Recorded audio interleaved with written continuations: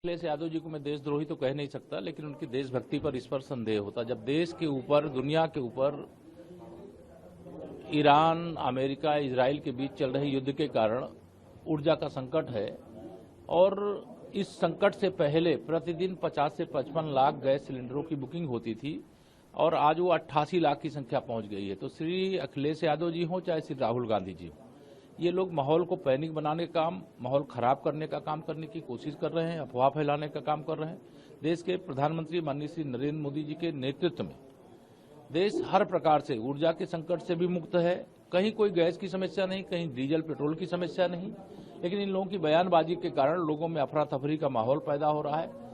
ये एक राजनीतिक दल के नेता के नाते जिम्मेदारी होती है कि देश के ऊपर जब कोई संकट हो तो सारे दलों को एक रहना चाहिए, लेकिन ये नहीं सुधर सकते। इनको जनता सुधारेगी, इनको संसद और विधानसभा में पहुंचने के लायक भी नहीं छोड़ेगी। अच्छा, बंगाल को लेकर मोदी ने भी कल वहां पर रैली की थी और ममता को काफी घेरा। देखिए, पश्चिम बंगाल में तो टीएमसी जा रही है, बीजेपी आ रही है।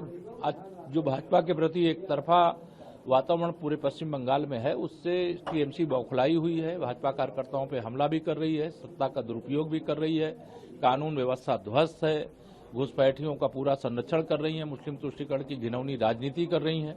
लेकिन इन सब का जवाब वहां की जनता देने जा रही है। वहां कमल खिलने जा रहा है और पश्चिम बंगाल भी कमल की तरफ खिलेगा। मायावती ने राहुल गांधी की जो कांशीराम को लेकर कहा, ये चुनावी चाल है जिस तरीके से वो बयानबाजी कर रहा है। देखिए, ये श्री राहुल गांधी और श्री अखिलेश यादव दोनों के बारे में मैं कहता हूं, ये कभी भी एक खानदान के अलावा किसी दूसरे महापुरुषों का सम्मान ही नहीं किए हैं।